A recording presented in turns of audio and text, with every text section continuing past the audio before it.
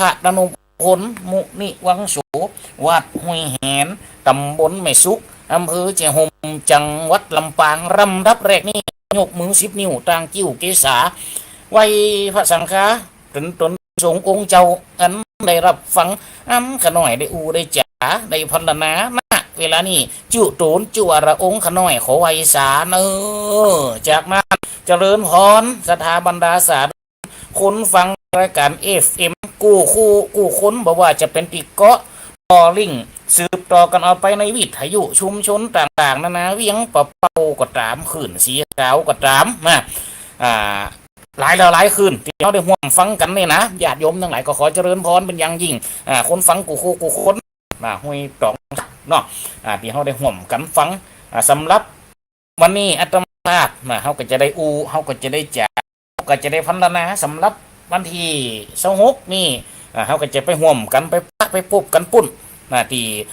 อำเภอแม่อายในสถานทั้งหลายจะไปเตะทำมหาจารย์ทะลุงสงเครื่องกับท่านพระอาจารย์เสน่ห์กาหลงปุ่นแห่งรูปสถาบรรดาพ่อแม่พี่น้องแล้วก็ในวันที่29ก็จะมีการหลวงที่วัดโพธิสถิตที่เขาได้มีการกระจายเสียงออกไปที่เป็นที่ตั้งของสถานีวิทยุขึ้นสีขาวเจ้าลำปางเฮานี่ปะไปพบกันได้ในวันที่29ในวันเสาร์ที่จะถึงนี่สถานทั้งหลายใครเป็นคนเกิดวันใดปีใดใจเป่างี้เมาสีใสสังงาเม็ดสันเล่าเสร็จใกล้แสดงว่าเกิดที่5 ปีวันแรกเนี่ยมันจะเริ่มนี่คนเลยเกิดปีใจปีหนูสถานทั้งหลายปีใจเป่าหัวเมากระต่ายใจเป่างี้สีอันเสียสถาบรรดาพ่อแม่พี่น้องใจเป่างี้เมากระต่ายสีอันนี้นาอาตมาภาพในกระเตดฟุกที่5พอดีสถาทั้งหลายฟุกจุดสถาทั้งหลายก็ไปฟังกันอันนี้เป็นคำของคนเกิดปีสีสถาบรรดาพ่อแม่พี่น้องปีสีนี่คือปีงูใหญ่สถาทั้งหลายปีไส้ปีงูน้อยแต่เพิ่นจะเตดที่เก่าเนี่ยสถานทั้งหลายเขาไปห่วมฟังได้อานิสงส์เหมือนกันคนไทยฟังเนี่ยนะฟังเต้าจบนี่สถานทั้งหลายห้ามมโนหกห้ามอบายสถาบรรดาพ่อแม่พี่น้องคืนสู่สวรรค์จันฟ้าอย่างเดียวเวลาจากเมืองคนได้เอาตนไปเกิดจันฟ้าเริดยังสวรรค์ในธรรมพระเจ้ากระตึงว่าไว้ที่เริ่มตั้งเก้าในธรรมตราพิเศษอัลโลสถาบรรดาพ่อแม่กาลุทายีหมาอามานิมนต์พระพุทธยังสโตเจ้าเฮานี่บรมจารย์ศาสดาองค์สมเด็จสัมมาสัมพุทธเจ้าไปแสดงรสธรรมเทศนาเดือนนี้เป็นต้นไปสถาบรรดาพ่อแม่พี่น้องตั้งแต่วันเข้าพรรษาเป็นต้นมาแต่ละวัดแต่ละก็มีการฟังน้ำฟังธรรมกับธรรมแต่ละฝูกเจนเลื่อยเอาเต่าแต่นี้แต่นะออกจากฝูกไปแล้วก็ยังมีหยังสถาบรรดาพ่อแม่พี่น้องเขาก็ยังมีการไปเทศมันก็เทศมหาจารย์ตั้งแต่เข้าพรรษาเป็นต้นไปนี่เป็นหน้าแห่งบุญใหญ่ทั้งนั้นสถานปิดท้ายข้างบนก็เย็นนี่เป้งมหาจารย์ตั้งบ้านนอกเขาเพ่แม่นก็ฟักภาษา3 เดือนออกภาษาลาพระเจ้าแล้วมันก็วันมหาปะวรณาขอสุมหมอกขอสุมมาขออภัยถึงสัตว์ใหญ่และสัตว์น้อยพระธรรมถวยมะเทศนาอันว่าผู้ฆ่าตั้งหลายแล้วเจริญพรคุณโยแม่พิษสมัยเขื่อนคำแสนตากกำลังเพศบุกไล่อีแม่ฟังวิทย์ทลายุไปด้วยพอโทรศัพท์ไปด้วยไอ้บนฟิล์มมาตั้งโทรศัพท์ญาติโยมทั้งหลายเปิดกระบอกว่าชาติเจนดิเจวิทย์ทยุชาติเจนเจริญพรติดตักบอกตักข่าวตักกล่าวหากันได้จ่าพันละนะออกมานี่เราเจ้าได้เตรียมเนื้อเตรียมตัวได้หูว่าตังวิทย์ทยุชัดเจนสถานทั้งหลายสำหรับก็เป็นนาบุญใหญ่สถานทั้งหลายอย่างกับอัตมาภาพประกาศไปเมื่อวันนั้นโอ้พอดีใจนะกำลังหาจบไปวัดห้วยแหนเขายังมีเจ้าภาพกฐินกำเตียจบวิทยุปุ๊บมีโยมเหมือนโทรมาถามเราว่าตัวมีกฐินจะมีกำเตียกับพ่อใจดีก็เลยมาแล้วบอกปิดแต่กับเจ้าภาพกฐินข้าก็นึกว่าบนจะมาครับเป็นเจ้าภาพกฐินเขาเลี้ยงกฐินกันเลยติดนะว่าป้าโทษก็นึกว่าเจ้าภาพว่าขอเลี้ยงกฐินนี่แปลว่าอย่างตู้เป็นอย่างได้จะหึงโมไรสถานทั้งหลาย ก็เพิ่นก็ถามเขามาเดี๋ยวเขาก็จะไปอูน่ะฮือฟังคณะสาบรรดาพ่อแม่พี่น้องแล้วบรรทอดได้ถึงวันใดตอดได้ถึงตอนไหนอันนี้อีแม่เพิ่นถามมานะสตาทั้งหลายถามหลังไม้ก็มีฟ้องกติโทหลังไม้เข้ามาวังพ่องได้ฮับกระสุมหมอกกระสุมมาขอเอาภัยกันเด้อบางวันนั่นติดเตดนะสตาทั้งหลายถ้าว่าเฮาฮับไปปุ๊บสตาก็จะเสียงทั้งอันนี้บางวันมันติดเตดยาสตาทั้งหลายเฮาเตดอยู่บนธรรมาสพุ่นฟ้องโอ้ก็ยังว่านะชีวิตตุเจ้าแม่เบิดคนหนึ่งจุงเบิดคนหนึ่งลากก็เด้อทางวันนี้มนต์เฮาใดก็นี่มนต์ดิ๊กๆเฮาก็ไปดิ๊กๆก็กาจะไม่ยากเนี่ยเอาแม่นก็สตาทั้งหลายนิมนต์ไปเฮาก็ไปได้หนักได้น้อยมันเกี่ยวไปอย่างเดียวเนี่ยเป็นการช่วยกันแต่ว่านี่กับมาเตือนกับท่านอาจารย์สนีกาหลงที่บันหลวงเจซ่อนโอ้ออกวัดไปปุ๊บไปฉีดยาให้ก่อนช่ำได้ฉีดเต้าวันนี้สถานทั้งหลายจำเป็นได้กินยาคุมอาการอ้อมเดี๋ยวนี้นะโรคเก้าเนี่ยเขาก็ตึงยังว่านะอีแม่ก็บอกทำหายามานี่ตาเสียแม่เคยเข้าใจพนอยไปแงนพอออกซักแกนมันก็เป็นอย่างมาอันนี้แต่ว่านี่ปีหนึ่งตาเสียว่าเท่านี้มิสุดมาซักแกนป้าตัวแล้วกูจะได้หักษาบันนี้มึงเฮ้ยกันถามสามวันนี้ถามพนอยมันก็ไปพอโอ้สถาบันดาพ่อแม่พี่น้องไผหมวดโทมาเนี่ยเน้อโอ้เดี๋ยวกันเน้อออกวิทาเลยุอยู่เน้อสำหรับญาติโยมทั้งหลายเขาก็โอ้เพิ่นก็เป็นห่วงเนาะเพิ่นก็ตักถามเขามาบอกตำหายาก็มีคนบอกมาหลายขนาดอยู่นะบอกมาหลายขนาดบอกมาหลายอันบอกมาหลายยังอยู่ฟ้องก็บอกว่าโอ้ต้องเอาเปียกเหมือนว่านะเอาเปียกแดงเปียกแดงเปียกดูนี่ใช่ไหมแต่ก่อนก็เป็นตำหายาเหมือนกันคนใดเจ็บเขียวเป็นเว้าเขียวเป็นแมงเหมือนไปทากเอาเปียกดูนะทั้งหลายทากเอาติเป็นปี้มันออกตั้งนอกแค่ก่อนนะคือมันเหลียติเป็นเนี่ยเป็นจีนมันตั้งไงนะขูดโอ้อมไว้เพราะมันเป็นมีมันมองว่ามันมีโรคฝาดมันมียางมันไปจ่วยสมานบรรดาพ่อแม่พี่น้องหอยเจ็บหอยเป็นที่มันเป็นเขาในปากได้หายในสมัยเดียวนี้มันมียาของมันโรคโตคาโนโลนนี่อย่าแผลในปากเป็นอะมองอะแมงอะแรงอะลองติดลิดติดเหยียกหงติดหยังพุ่งแก้มติดต่างๆนะเอานั่นเขาก็เจอ2-3 วันหายล่ะห่อนในกับยังเฉาก้วยอันนี้ก็เป็นยาเมืองยาของไทยเองก่อนนะกำหายาเนี่ยกระทางมาจากพืชสร้างมาจากต้นไม้เอาไว้เฉาก้วยให้ได้กินเป็นยาเย็นโลดอุณหภูมิร่างกายอันที่เป็นห้อนเป็นไม่ธาตุไฟปกติธาตุไฟสูงธาตุไฟตุนเนี่ยสถาบันดาพ่อแม่พี่น้องมากะเนี่ยคือร่างกายเขาได้ปกติมาสถาบันดาพ่อแม่พี่น้องไอ้ก็กล้าธาตุก็คืออย่างกระธาตุสีในร่างกายของเขาดินน้ำลมไฟบางคนเป็นเตอร์วัดแม่ก็มีนะธาตุเหมือนอย่างธาตุเนาะธาตุได้แถบนี้ธาตุลมไฟมันใจลบทุกธาตุปูนมาคนละธาตุมาธาตุไว้ปุญญาอันนั้นธาตุเจดีวันมีเจดียังซับปังปะระทังขมาพระมีบทเตอร์มาถึงว่าเนาะเนี่ยสัตว์ทั้งหลายกูสิงกูยังเลยนะแต่บรรดาพ่อแม่พี่น้องมันเป็นตัวที่มันก็ย่อมจะต้องมีรางเนื้อก็ปรางยาธรรมเทศนากระเช่นเดียวกันบางวัดบางคนก็ชอบตุเจ้าติดอย่างอีบางวัดบางคนก็ชอบตุเจ้าปฏิบัติจะนี่บางที่บางแห่งก็ชอบตุเจ้าได้บทสอนไปตั้งจิตสอนไปตั้งอภิธรรมสอนไปตั้งการใช้ชีวิตบางผ่องบางภูบางก็ชอบตุเจ้าติดแต่ลกมันเครียดดีแล้วได้ใครหัวมันก็มีของสถานทั้งหลายบางคนจะชอบการเทศแบบวิชาการไทยฟ่องเอาภาษาอังกฤษเข้ามาใส่ฟ่องว่านี่มันก็มีของปืนประมันนะสถานทั้งหลายแล้วแต่ไผจะชอบแล้วแต่ไผจะหู้แล้วแต่ไผจะหันแล้วแต่ปึงใจไผแล้วแต่ใดใจมันธรรมะก็เปรียบดังยาผมว่าโลตู้เจ้าครูบานี่เปรียบดังหมอสถาบันดาพ่อแม่พี่น้องคนเฮาเด็กไปฟอนี่ก็เปรียบดังคนไข้เขาจะถูกกับยาใดเขาจะถูกกับวิธีใดบางวัดบางว่าเปิดกระสอนนั่งเพราะว่านะหายใจเข้าพูดหายใจออกโทพูดโทบางผ่องหูร่างกายความเป็นไปเนี่ยสถาบันดาพ่อแม่พี่น้องหายใจเข้าต้องปองออกว่าปองเนาะหายใจออกต้องยุบบอกว่ายุบเนาะปองหนอยุบหนอปองหนอยามจะย่างจะเตี้ยวจะกินจะเกี้ยวจะย่างจะง่ายไปไหนก็ตามกำหนดหูจิตกำหนดหูใจสายย่างหนอ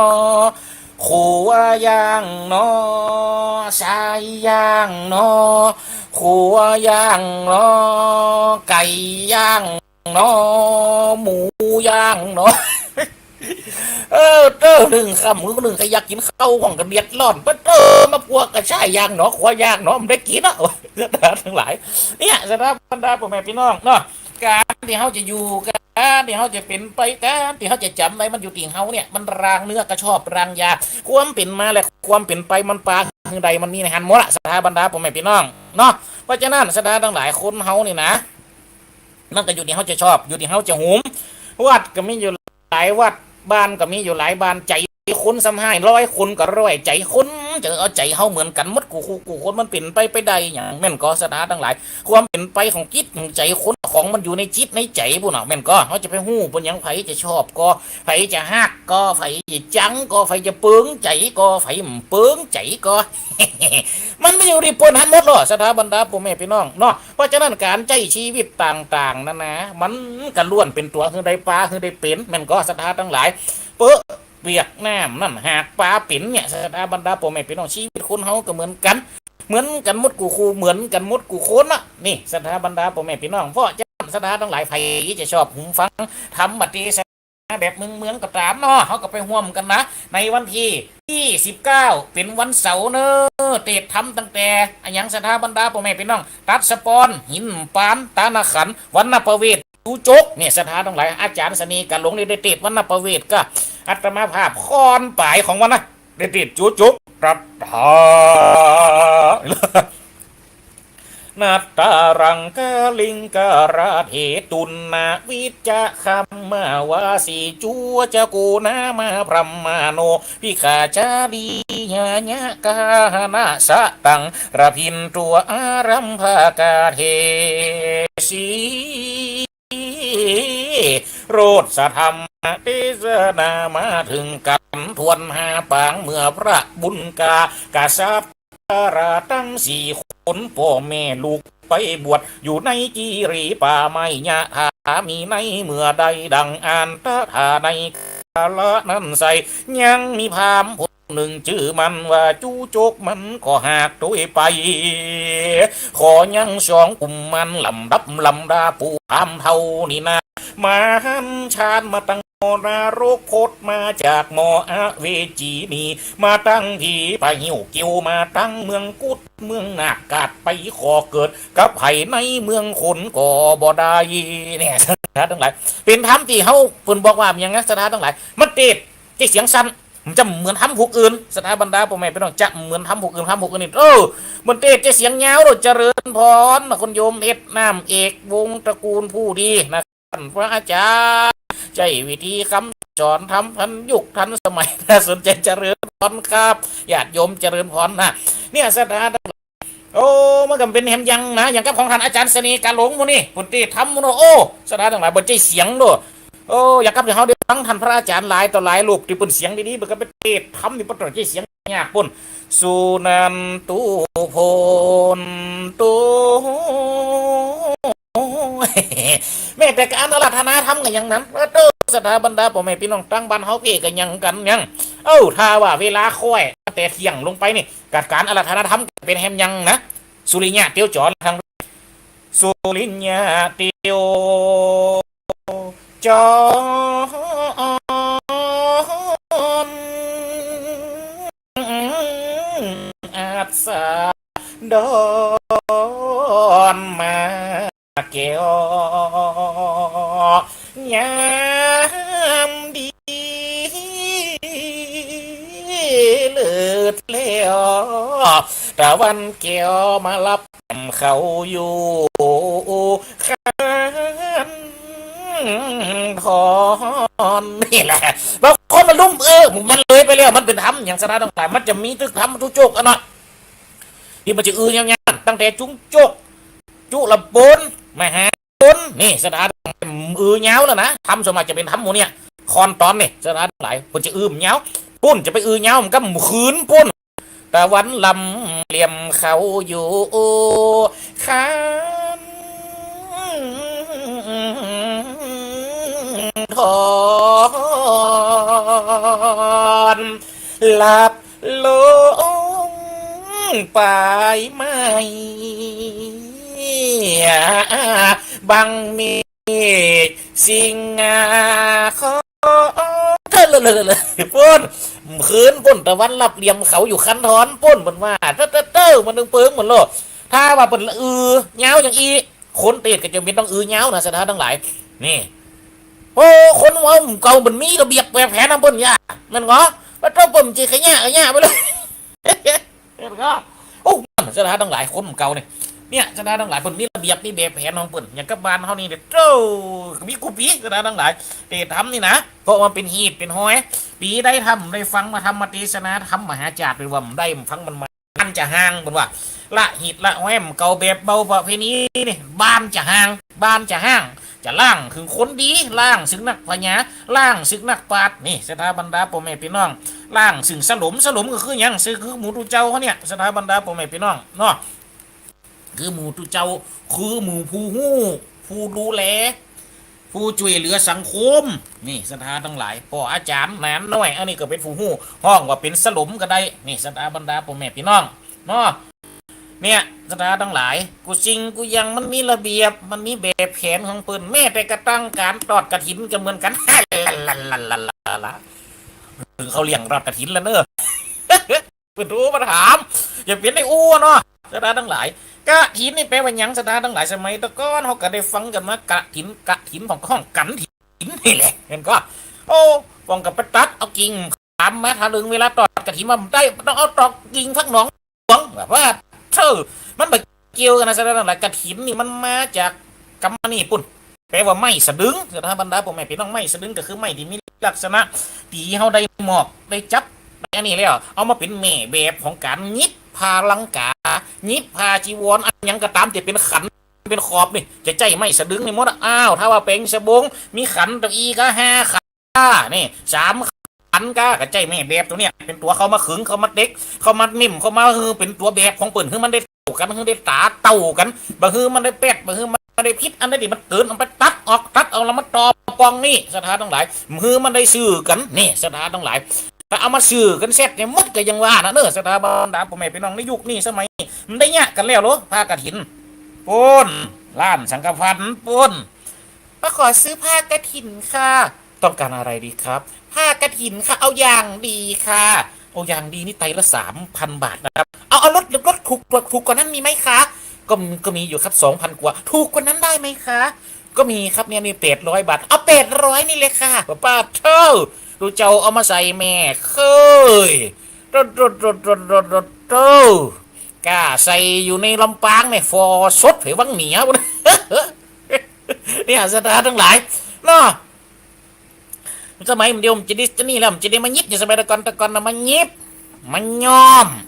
สถานทั้งหลายผ้ากฐินนาทานกับอนิสังสบริวารทั้งปวงนี้เป็นของบริสุทธิ์ดุดโรยมาทำกลางนภาอากาศญาติลงทำกลางทรงหาจะเฉพาะเจาะจงว่าเป็นของรูปหนึ่งรูปใดก็หาไม่ข้าพระเจ้าพนึกว่าฮัลโหลมันก็เป็นของคนนั่นคนนี่ใดมาอย่างอันใดมาอย่างอีเขาไปหันสมัยเดียวจะหันอย่างที่ว่าจะมาเนี่ยเอาคนเดียวมาต่อเอาคนเดียวในจุนหลักกฐินสถานทั้งหลายเขาจังหันบนเนี่ยนี่นะต่อหูกีนี่เรียงกันเป็นสาวบนต่อฟอร์มกันกองตะวันเจ้ากลางตะวันขึ้นไม่เจ้าแห่กล้องไปโลไปอย่างเก็บไฟกันวะกองสะบัดใจตึงยงตึงยงตึงยงตะตึงยงตะตึงยงตึงยงนำขบวนกันไปไต่คณะไปนะพุ่นไปสวนไฟไปกลางโต่งพุ่นไปเก็บไฟมาแล้วมดมาแล้วปุ๊บกับมาฮือเจ้าบานเจ้าจองมาอีดโดสถานทั้งหลายอีดเอาเม็ดตั้งไหนออกเอามาตากปุขาวสุนบุญงามแล้วบ่เนี่ยสถานทั้งหลายเอามาเพียนเอามาสปะสเป็ดเอามาใส่นี่ตะลุนเอาโกงก็ตีปุสุนบุญป้นนี่สถานทั้งหลายวันนั้นอ่ะเนี่ยมาตะวันขึ้นปุ๊บกันเนี่ยเลยเริ่มต่อหลังดีเลยต่อก็เริ่มต่อกี่ด้วยกันกี่ตัวมีกี่ตัวมาหมดในหมู่บ้านนะต่อกันฟองกับไก่กระตุกตั้มปัดเราฟองกับกีมือเนี่ยช่วยกันต่อเอาจนพอแล้วสถาบันดาผมไม่เป็นจ้องเลี้ยก่อนเจงวันผูกเจ้าปุ่นปุจจตานมีแห่มีแหน โกงงั้นสงเสพกันโลแม่คืนนั่นตุเจ้ากับพระกองตะวันแรงแล้วมัดพ่องปึกกระพองกระปานนี่แล้วเนาะพาบ่เป็นขืนแล้วโลเอาไม่สะดึงมาขึงนี่สถาบรรดาพ่อแม่พี่น้องเอาพาเขาใส่นี่สมัยตะกอนยิบมือเดียวมีแล้วจักโรงงานจักไฟฟ้า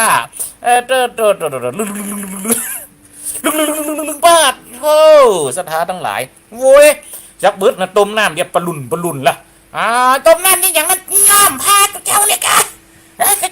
เอาสีอย่างก็ใส่กันก็ไม่เอาสีก็อย่างกันต้มอ่านโกงเล่นลายคนได้ย้อมจ้างกำจีดีนะสถาบันพ่อแม่พี่น้องสีมจริงนะต้องเอาช่างที่มันจ้างชำนาญการย้อมการเป่งป้นมาเนี่ยเราต้อมจ้างกำจีงามหนามึนตื่นไว้ไฟมียังหยับ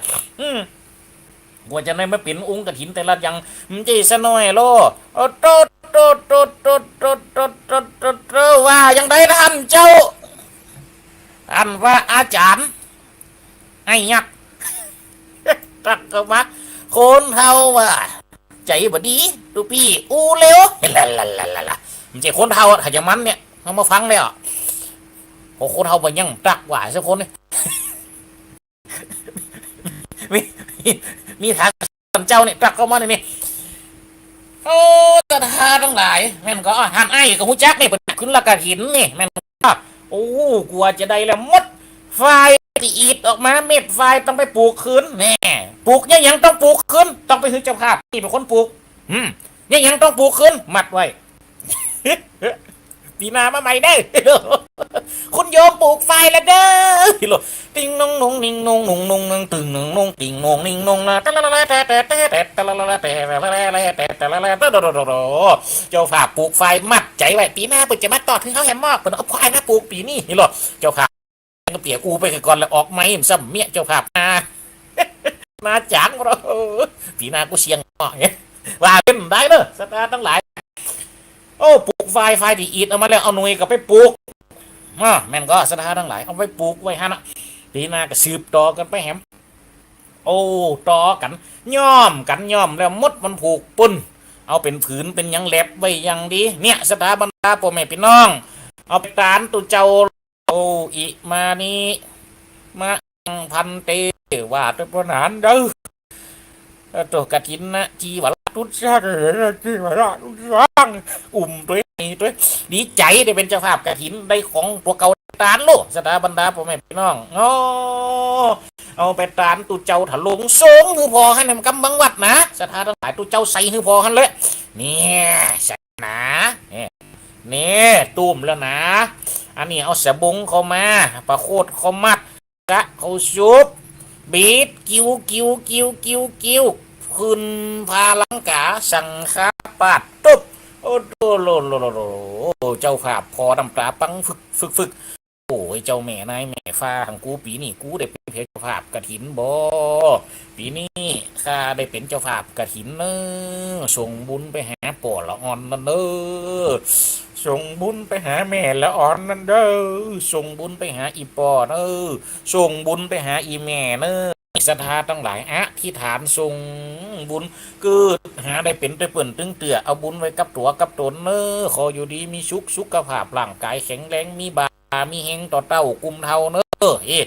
ดูเจ้าเอามาใส่เอามาตุ้มหันประจักษ์สองนาตำตานี่สูงกระถินตัวมีสัพพะนะทุเจ้าก็จะได้นั่งตกวงกันเวลาถ้าได้ฉันพัฒหารก็มานั่งเลี้ยงกันเนี่ยสถาบรรดาพ่อแม่พี่น้องนี่สูงมันมีเนาะการเข้ากระถินนี่นะสถาทั้งหลายจำว่า3 หันถึง3เดือนแล้วก็ได้พากฐินน่ะเนาะเป็นของตีปุ่นเอามาถวายเป็นของตานน่ะตุเจ้าบ่จะถามกันนะเวลาถ้าฟ้าไปถึงเกณฑ์มันแล้วมดตุเจ้าตนแหลกก็จะถามพากฐินน่ะตานนี่โยมคนนั้นโยมคนนี้เปิ่นเป็นคนเอามาตานเป็นของบริสุทธิ์ดุดเลื่อนลอยมาทำกลางน่ะพากาดหยาดลงที่ทำกลาง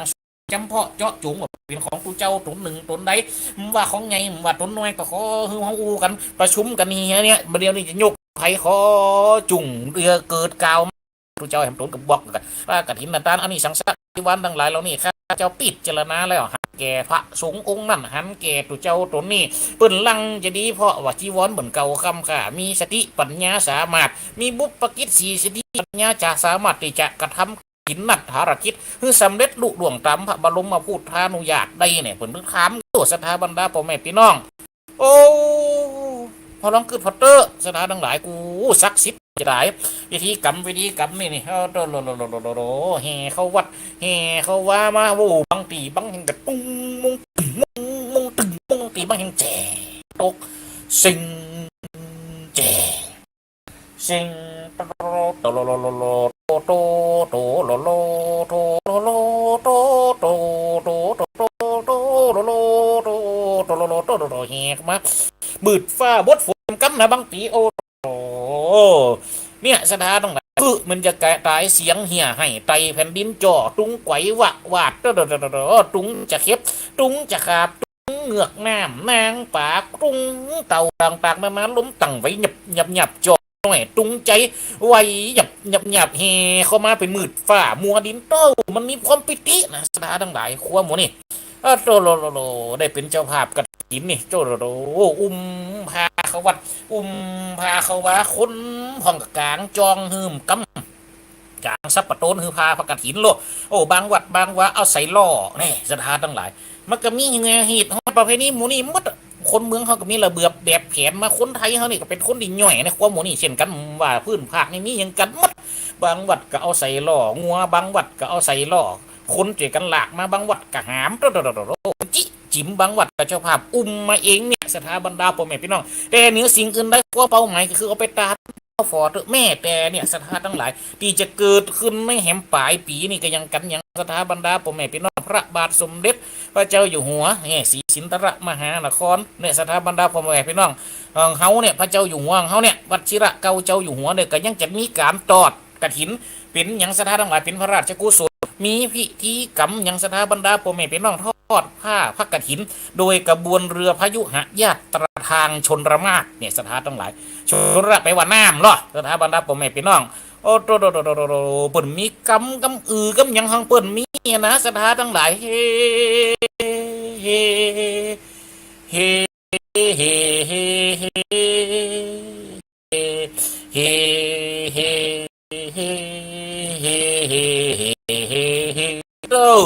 เรือที่บนเอาไปหันนั่น50ปก็ลำจื้อเป็นมงคลทั้งนั้นสถาบรรดาพ่อแม่พี่น้องจื้อขับกันหมดพระที่นั่งเรือพระที่นั่งสุพรรณหงส์นี่หรอพระที่นั่งนารายณ์สุบรรณเรืออนันตนาคราชเรืออเนกชาติผู้ทรงนี่โลสถานทั้งหลายอันนี้ก็เงือพระที่นั่งนี่4กันนะพระที่นั่งศรีสุพรรณหงส์เจ้าฟ้ามหากษัตริย์พระบาทสมเด็จพระเจ้าอยู่หัวพร้อมกับเลยพระบรมราชินีขึ้นนั่งตามพิธีแห่งแบบเบาบักเก่าบนมีมาอย่างโลสถาบรรดาพ่อแม่พี่น้องโตเฮอันออกมาจากยังสถาวาสุกีสถาบรรดาพ่อแม่พี่น้องเราเฮเอาไปตอดวัดอรุณเรือกันดิทัดมากับเรือยังพระที่นั่งนารายณ์ทรงสุบรรณอันนี้เป็นเรือร้องลงมาแห่งกำหนึ่งจากนั้นบุกก็มีเรืออย่างเรืออนันตนาคราชเป็นนาค7 หัวเอาพาผักกินเข้าห่อไว้อย่างนี้เอาเข้าเทปตับฮับไว้ที่นั้นยองไปบุษบุกคันโตก่อนจะออกกำเจว่าจะนี่จะว่าออกไปเลยอิ่มเจรสนาทั้งหลายพวกเรามีเป่าปีเตทะเลต้องเป่าสังเป่ายังปุดบอกโอ้กระทั่งมหอระทึกดังกึกกองประกาศไข่บานประกาศไข่เมืองฮือรุ่งฮือเรืองได้เกิดโอ้โหเฮียแต่ละกันจื้อเป็นขับมันนาสนาทั้งหลายจื้อเป็นมงคลมันกาเฮียประตูกันแหลกกันถึงว่าใจมันเนี่ยเรือเสือทยานชนเลยเรือเสือคำรณศิลป์โลสถาทั้งหลายเอาเขาไม่แหมปุ๊บกาพารีรังทวีตสุครีบครองเมืองเฮโลชื่อของเปิ้นน่ะเอกชัยเหินหาวเอกชัยหลาวทองเรือครุฑเหินเห็ดเรือครุฑเตร็ดไตรจักรนี่สถาทั้งหลายชื่อของเปิ้นเอาขับกันเอาชื่อเป็นมงคลตึงนั่นนะตัวละครหมู่นี่สถาบรรดาพ่อแม่พี่น้องโตเนี่ยเขาก็ยังกันเขาต้องคือประคนเมืองเขาก็มีวิธีต่างๆนะบางแห่งเปิ่นก็เอาใส่ล่อลากกันเข้ามาบางแห่งประตูเปงเพชรประสาท7 ยอดปุ่นลากมายุกดูเจ้าก็ยังตั้นหันอยู่โลยุกเป็นเอาเป็นละอ่อนบางปีบางแห่งเปงเป็นเก้าไม้ก็ยะจะคือนะสถาทั้งหลายเฮก็มาเปงเป็นก็ไม่บางปีบางแห่งก็เปงเป็นจ้างเผือก2 ตัวเอาพาขึ้นแต่งไว้เปงเป็นจ้างแดงเห็ดตัวนี่โอ้เอาพาไตขึ้นยองไว้ลากกันเข้ามาสถาทั้งหลายเฮก็เปิ้ลแฮเข้ามาจ้างนี่มันถึงเปิ้งหมดเลยเจริญบอลคุณโยมแม่สมจิต อินทรวิจิตรโอ้ไปไก่แม่วันที่29วัดบรรพตนะวันนั้นเขาได้ติดพอดีเนอะวันเสาร์ที่29นี่ลูกได้ติดผูกที่5เปิ่นติดวันนั้น5ผูกลูกได้ผูกสุดท้ายพอดี เนี่ยจะได้ทั้งหลายโอ้เฮกันไปเก่าเดิมบางปีบางแห่งบัดคนหัวศิลปินนี่เป็นเรื่องนี้นะโอ้แปลงยังแปลงเป็นจังฟ้อนของเอาไม้มาควักแปลงเป็นจังฟ้อนเอาไม้มาควักแปลงเป็นคนเรือไม้เนี่ยเอาไม้มาควักแปลงเป็นจังซ้อฝั่งเอาไม้มาควักแปลงเป็นตู้เจ้าติดฝั่งนั่งอยู่บนธรรมาทติดทำน้ำนาเหรอเอาเสียงฝากออกมาแล้วเดี๋ยวตู้เจ้าเต็มจะตู้เจ้าเต้อันนั้นนะเป็นตู้เจ้าไม้แข็งเอานะโมตัสสะพังกาวาโตเลยเป็นเหมือนเอาเป็นละครเนี่ยจะเอาเสียงดูปีตัวหนึ่งก็ดังสุดๆสัดๆจะได้ตรงไหนเขียงเสียงจะดีอย่างเดียวหรอกจังซ้อกับยังกันยังเต้อเราเป็นจังซ้อไม่ยิงไงคนปวดใจไงคนจังปี3จังซึ้งไงคนเลยเหมือนว่าแฝงไม่ได้กันนะก้องอยากปีตัว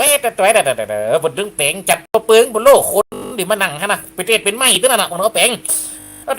จังซ้อกับงมหยอกเปิดกระดึงเปลืองบนโลกสถานทั้งหลายโอ้ตีแต้มจะจังซ้อแต้ไม่เอาไม่แปลงโอ้เนี่ยสถานทั้งหลายบางปีกับแปลงคนอย่าไม่นะบางปีกับแปลงเป็นต้นไม้ใหญ่โอ้มีหมีมีคนขึ้นหนังหางมีมัดสถานทั้งหลายนกก็โอ้หัวปะเหลียวปะขบิดขบไก่บนแปลงปนเปลืองมันนะนี่ตามเป็นสมัยก่อน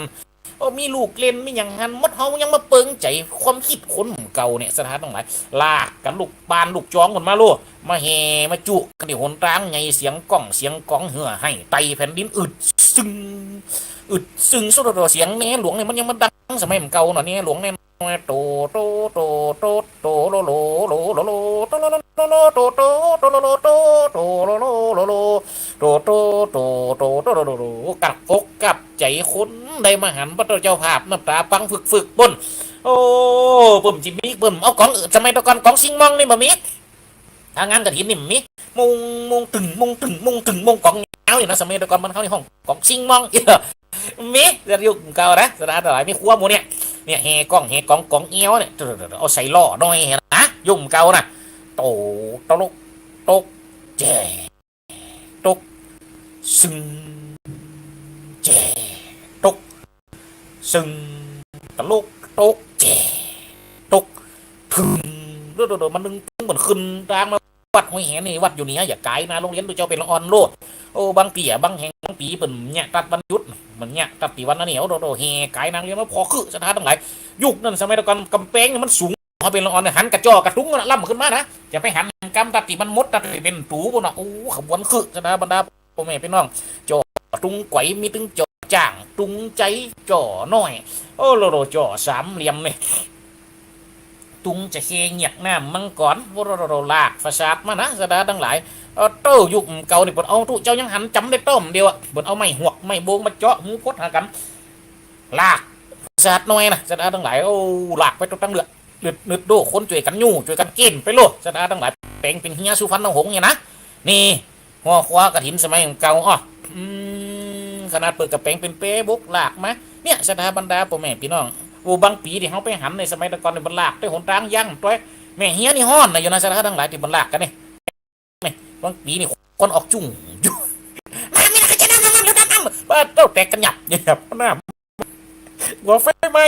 นี่สถานทั้งหลายมันก็เป็นลูกเล่นคนเก่าสถานบรรดาพ่อแม่พี่น้องท่านดีบรรลากมันเอาใส่ผ้าใส่ครัวถึงนั่นน่ะมียังพิเศษนะเป็นผ้าเป็นครัวเป็นของพวกเนี้ยเอาใส่มาแห่กันมาอู้เป็นดีม่วนเป็นดีงั้นเป็นดีเปิงอกเป็นดีเปิงใจสถาบรรดาพี่น้องนี่เนี่ยนะครับมันเป็นความปิติที่มันเกิดขึ้นในจิตใจเพราะฉะนั้นผมเลยบอกว่ามันเป็นบุญใหญ่สถานทั้งหลายความจริงก็เป็นบุญที่ปีไหนก็มันกับป้อกันกับบุญแห่งการต้านพระป่าบุญแห่งอย่างป้อกันเนี่ยสถานหลายบุญแห่งการต้านกฐินเนี่ยนะสมัยเดียวนี้อู้ยิ่งเงินนักปาโต้ยิ่งห้องว่าเป็นมหาบุญได้ปุ๊บอันใจหัวใจแต่อยู่ที่ปัจจัยบุญถวายวัดปุ่นนี่ทั้งที่ปัจจัยแต่ก่อนเก่าดังเดิมแต่อยู่ที่ผ้าหรอกสถานทั้งหลายอันนี้สูงกับมีห่วมมาการทำใจมีกับผ้าอย่างเดียวนะมีบาทของบางวัดเตรียมไว้เกือบแฮมกูหมอนซึ่งหมอนผาจองดิ่งจองอ้อยตุนพึงตุนอ้อยตุนปุลีตุนหมากบิงปูบิง ทั้งเขากำใจหาได้ใจทุเจ้าสมัยมันเดียวทำจะได้สูบบุหรี่มันก็เพื่อกันยังเนี้ยตั้งใจเนี้ยมาอยู่เพื่อเป็นยังคือบอกว่าสมัยตะกอนมันมีครัวหมูนี่เนอะสมัยตะกอนของหมูนี่เปิดใจกับงานกับหินเนอะอีหยะสถานทั้งหลายเนาะเนี่ยเพราะฉะนั้นก็เลยมาบอกมาแนะมานำคือกันได้ฟังสถาบรรดาพ่อแม่พี่น้องในการต้านกระถินนี่นะอย่างกวัดหัวแหนตรงนี้เขาอัตมาภาพกับพยายามเอาของเก่าเอาของเกียบางเตี่ยบางครั้งมันก็พอมันแล้วจางไปมันหายไปเขาก็พยายามเอาปิกคืนมาเอามาใจสถาบรรดาพ่อแม่พี่น้อง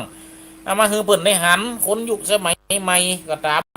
บางเตี่ยบางครั้งของหมูนี่มันมุดมันไหลมันหายไปสูญไปตามกาลเวลาสมัยตะกอนแปลงเป็นจังซอแปลงเป็นพระสเปียดแปลงเป็นตัวเจ้าเตียดทำน้ำก็มีมันเดียวนี่ลำหันล่ะสถานทั้งหลายเนาะแต่นาบุญอาตมาภาพก็ได้ย่ำได้ยันมาอยู่บางปีบางแห่งกันอย่างกับบางเตือบกับแปลงจ้างนะบางเตือนโอ้จ้างคนเฮาแปลงจริงอย่างอีเนออาตมาภาพมีว่าได้แปลงกระด้างเนี่ยคนเก่าแปลงหัวนี่หมุนได้นะหัวนี่เหลียวไปเหลียวมาเก่งวุ้นหัวนี่เฟิงมือขนาดนักอ่ะเนี่ยแต่เฮาเนี่ยจ้างถ้าเป็นจ้างกระด้างเนี่ยพอจะได้อยู่หวังสีแยกแล้วเนี่ยจ้างตัวเก๋หวังกุ้งดินแทกอ่ะลากไปเอาผ้าขาวเขาแป้งบางทีก็เอาไฟเขาแป้งสามปุ๊บก็เอาไฟเขาติดแป้งอย่างไซนี่สถานคนเก่าเนาะโอ้งามสถานบรรดาพ่อแม่พี่น้องเอาฟ้าไตเอาอย่างเอาแยงไปใส่หลังจ้างท่านเป็นแป้งเอาฟ้าไตก็ใส่บางเตี่ยก็แป้งเป็นภาษาน้อยตั้งหลังจ้างท่านนี่สถานตั้งไหนลากกันมะถึงยืนดินมันอ่ะเพราะว่ามันย้อนบนแปรบกลู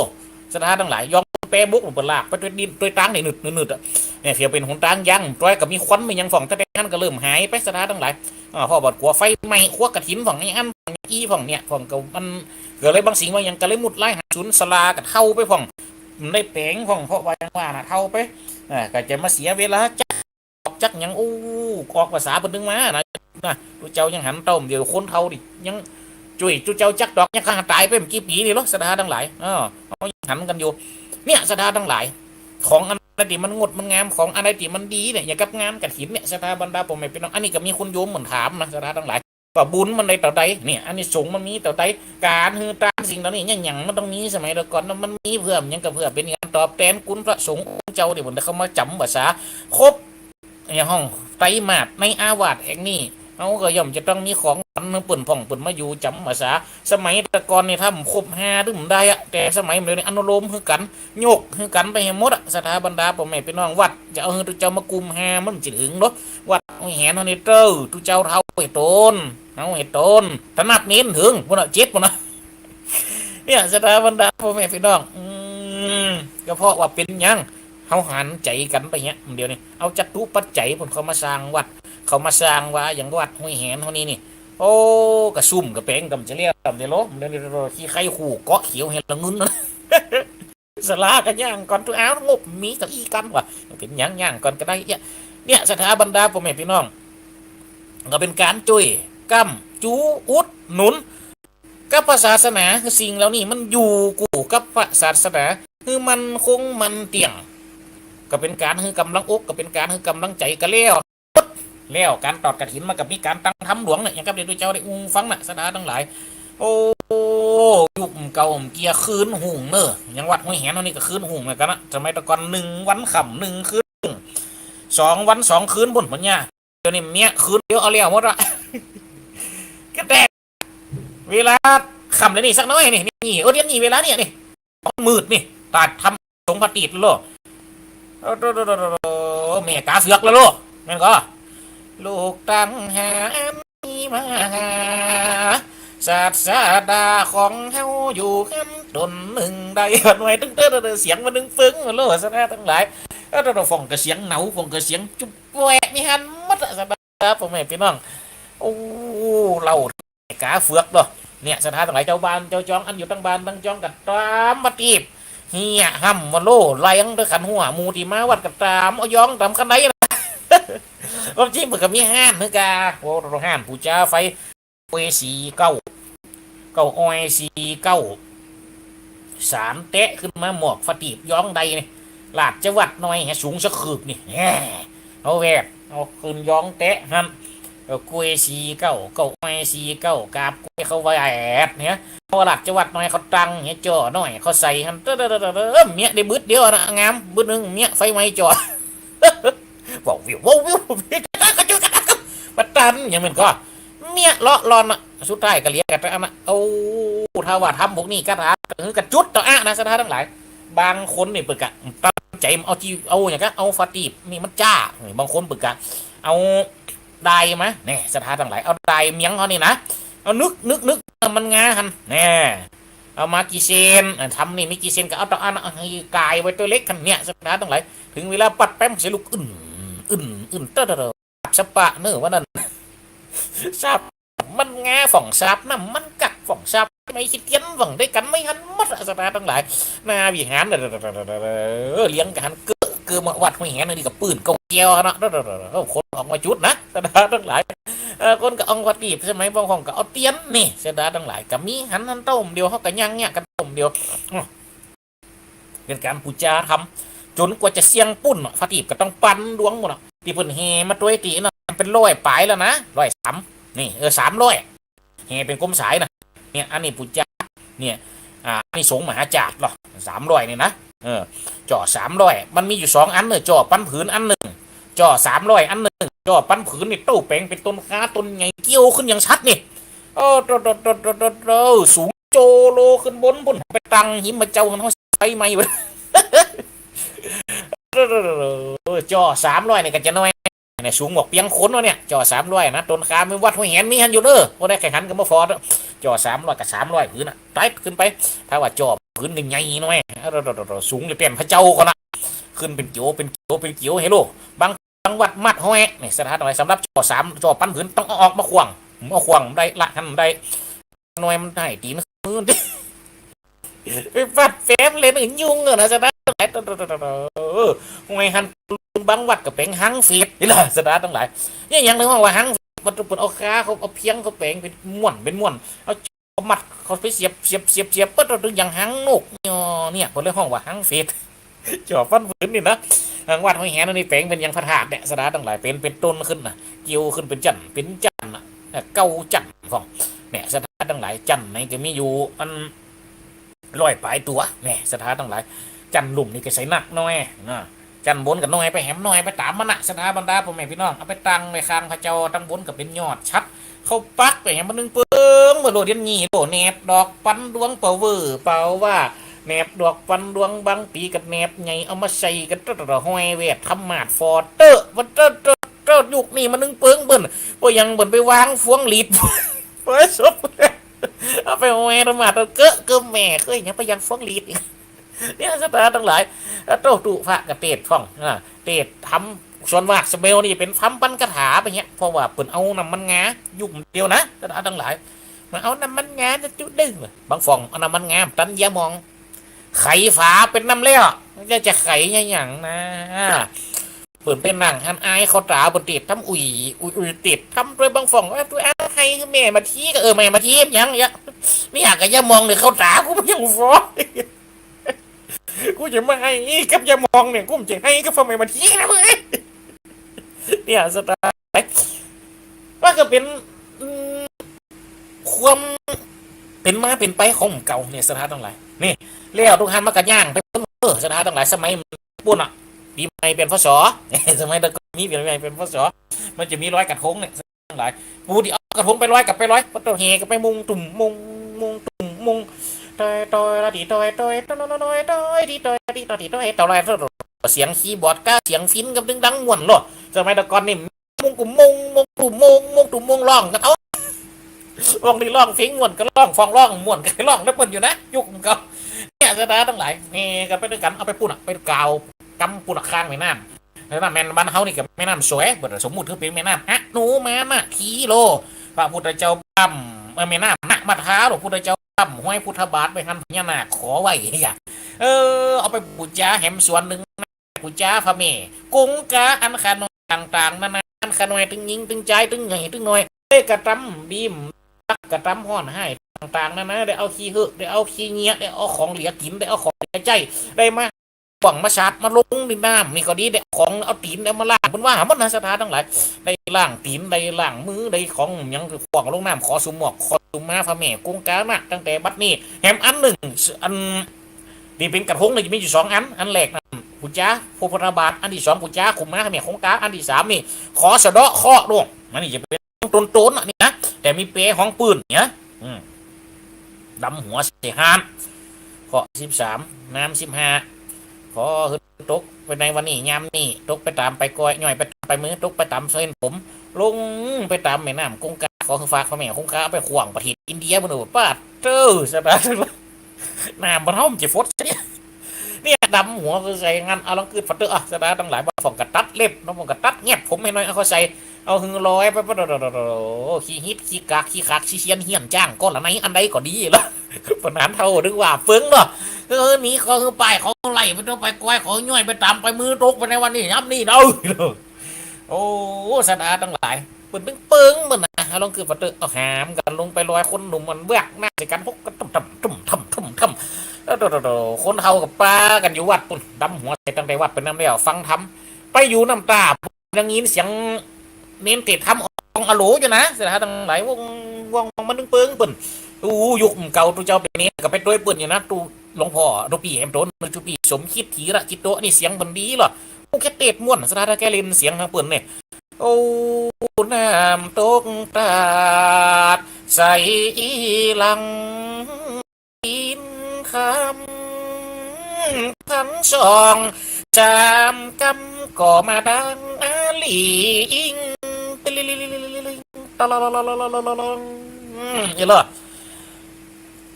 ปานดังปาดกองปาดกองจากสาวหมอ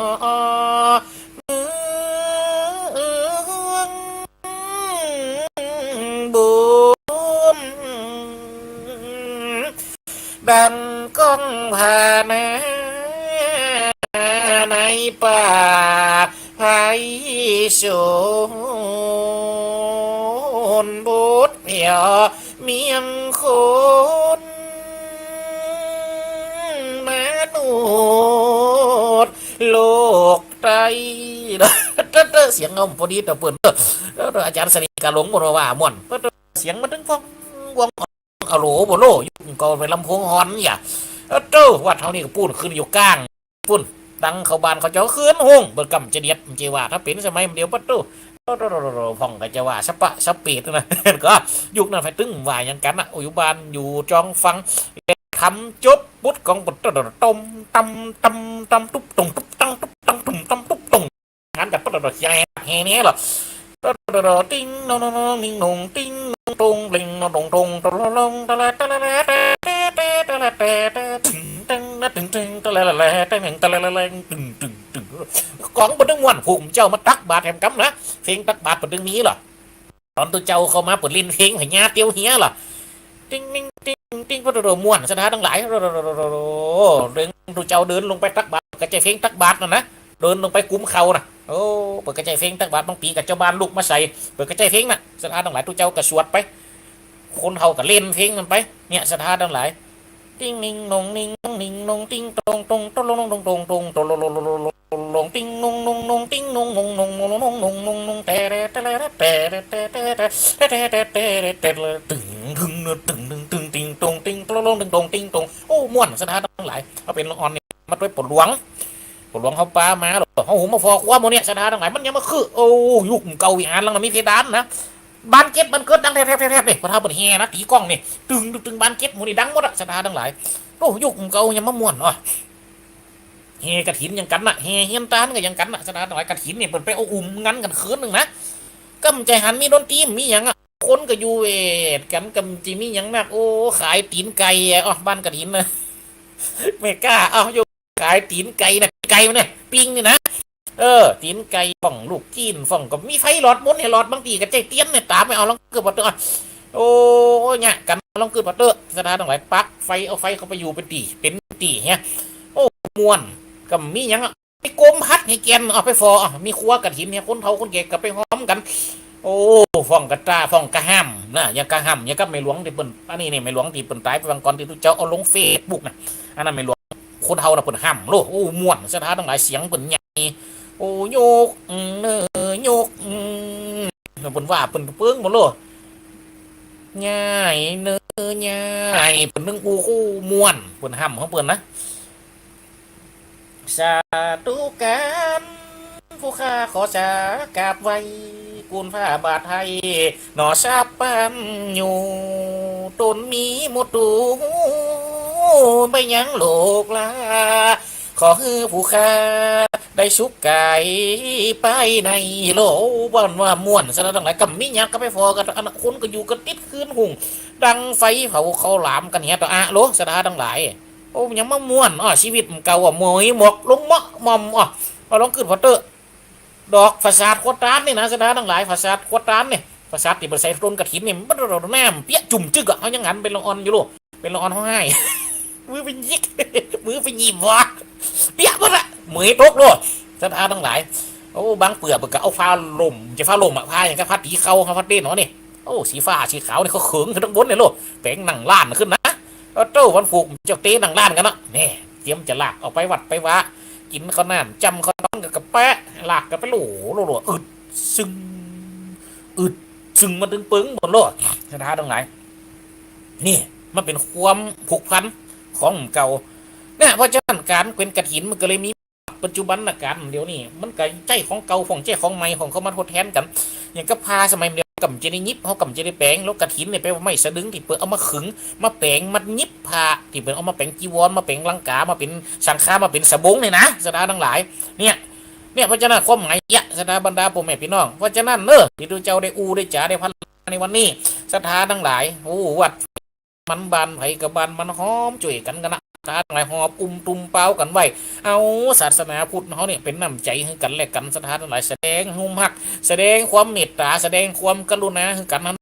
บรรดาพ่อแม่พี่น้องเป็นวัดเป็นว่ามาได้มันจะเลี้ยงสนายโอ้ลองขึ้นพอเตอะกูสิงกูยังนี่นะกลัวจะเป็นวัดกลัวจะเป็นว่ามาเนี่ยครับพอออกเขาปรมปาดาเวียนทำเนาะยังจะเอาวัดนั่นนะครับใดเตอะสถานต่างๆถ้าว่าถูกต้องแล้วก็ไม่เป็นไรไม่เอาก็ได้เดี๋ยวลองคือพอเตอะสถานต่างๆกลัววัดเขาจะมาเป็นวัดเขากลัวบ้านเขาจะมาเป็นเขาเพราะฉะนั้นก็ต้องปึ่งปะอาศัยกันวัดปึ่งบ้านปึ่งวัดงามกำกุยกำงามช่วยกันอุดหนุนช่วยกันจุนเจือช่วยกันปกห่มช่วยกันรักษาไว้เพราะฉะนั้นสถานต่างๆเนอะวัดใดที่มีกฐินก็ขอยินดีด้วยนักสถานต่างๆนะเป็นการยังสถาบันพ่อแม่พี่น้องเป็นการช่วยเหลือหอบ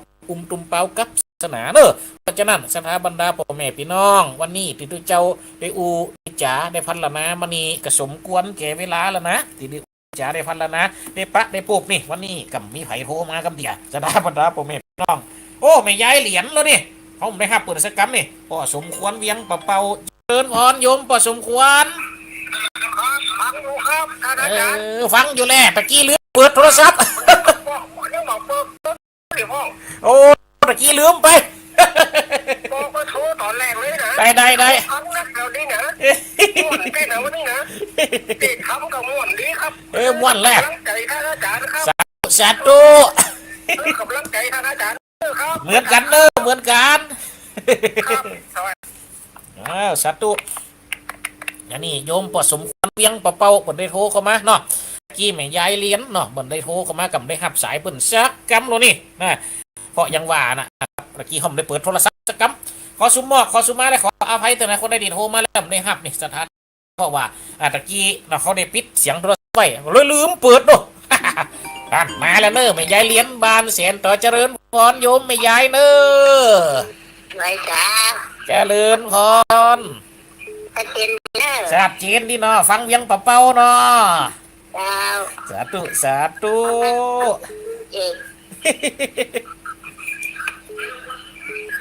แล้วที่จีนมาขจานเจ้า